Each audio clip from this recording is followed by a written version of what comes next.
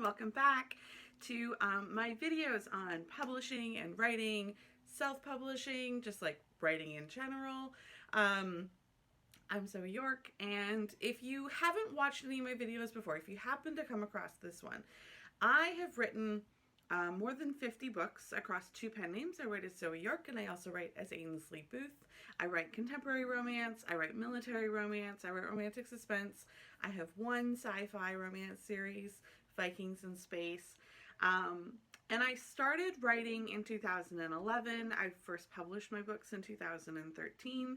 I published a Christmas book in June of 2013. So if you have ever published, or if you have published more than once, or if you are currently in the process of publishing a series that you feel like it doesn't quite fit with the market and you don't know what to do about that, and you aren't sure that my advice applies to you, or you aren't sure if you know how to implement it, know that I have been exactly where you are. I have many times, more than once, published something that landed with a thud. My very first book sold about 40 something copies to mostly my friends and family, but like a handful of random people too. And I didn't always connect. I didn't always grab onto all those people. Like in other videos, I talk about the platform that you need. You sell books, you want to make sure that you have the foundation to retain readers that like those books, right? Like your newsletter, your website, your social media platforms.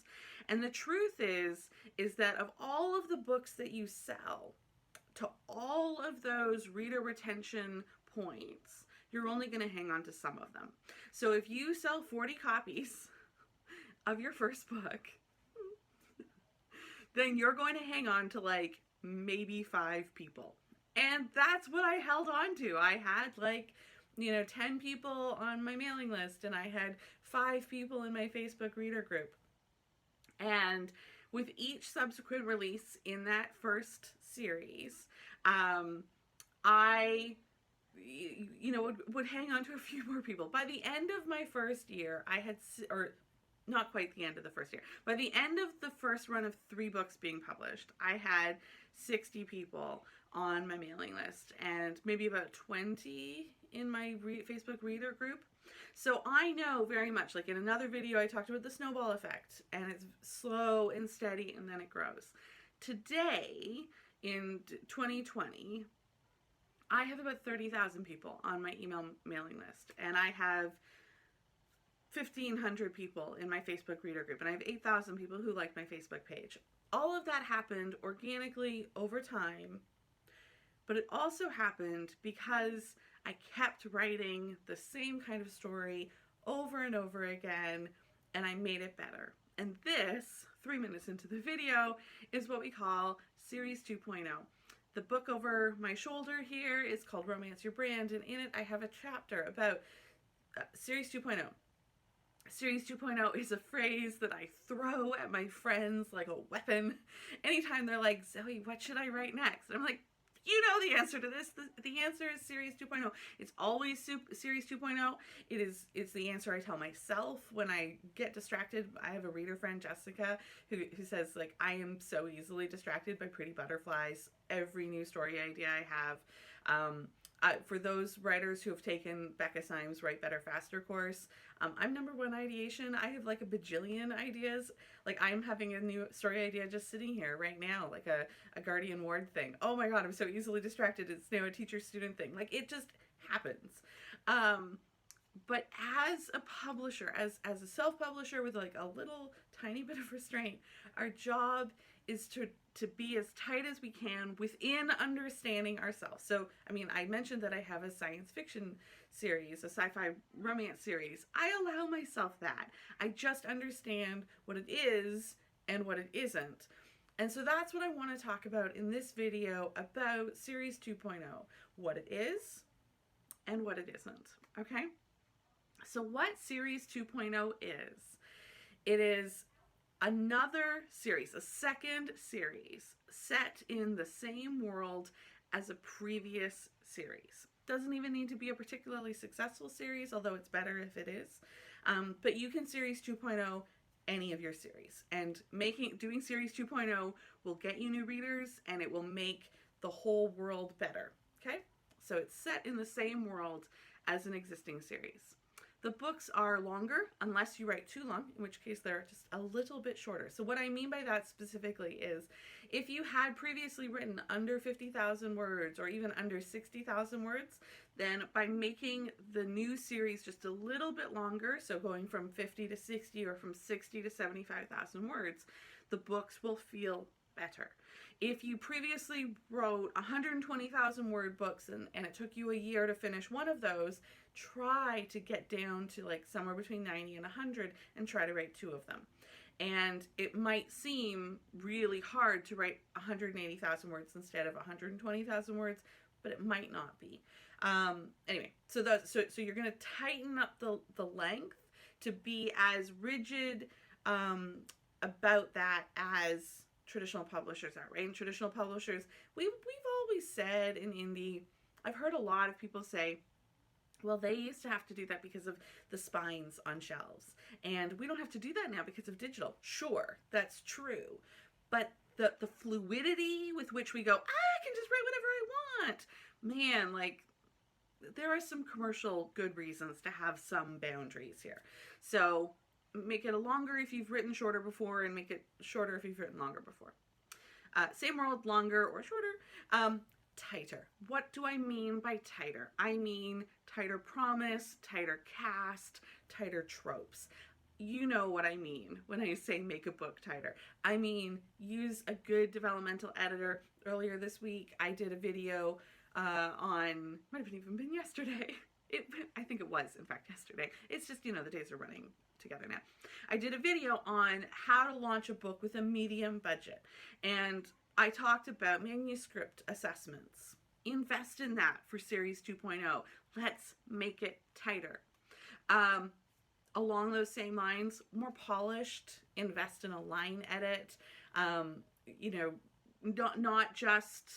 Not just an editor that you like and is cheap, but maybe pay a little bit more for somebody who's really going to help you polish it up on a word level. I also mean more polished on the outside. I mean, your blurb is not your first attempt at a blurb. That your blurb gets the same kind of polish and revision that the interior of the book gets. I mean slicker covers. I mean higher concept for the whole thing. Which really means, and it's the whole point of Romance Your Brand, which really means coming up with the concept for the whole series, all the titles, all the covers, before you write a single word. And I wrote an entire book about the value of that. What it isn't, what Series 2.0 is not, is it's not an intermezzo series. So if you have written a series and it's, like all small town romances, then an intermezzo series for that might be like the next generation, like the older generation or the younger generation. The next generation can work, but you want to age them up. Like you want to set this. You want the story to be the same premise as the first one. So going from a contemporary romance series and then writing a new adult series in that same world. Now, I'm not saying that's not a good publishing decision. That could be a great publishing decision. What it is not is it's not Series 2.0. It's Series 1.0 of a whole new idea, even though it's in the same world. Another intermezzo series that I see people do and call like, oh, I'm trying to do that like same world thing, is novellas.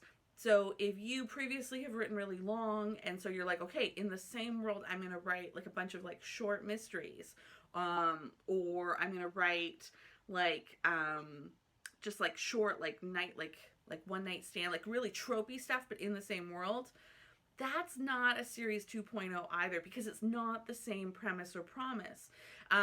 So when you change too many variables, then it's Series 1.0 again. And there's lots of good value to starting over again and doing a new Series 1.0. Like, let's do another. So I for example, I have Navy SEALs, I have Vikings in Space, I have Small Town. Each of those worlds was Series 1.0. Does that make sense? And I haven't written new adult, but if I did, then that would be series kind of 1.0 again. And as Ainsley in our Frisky Beavers series, I wrote a bunch of Frisky Beavers quickies. Those are really short stories that are set in the same world. That's not a series 2.0, right? Because they're short. They're just supplementary reading. My friend Melissa Blue calls that fan wank. And it's true. It's something for your existing readership almost exclusively. Okay.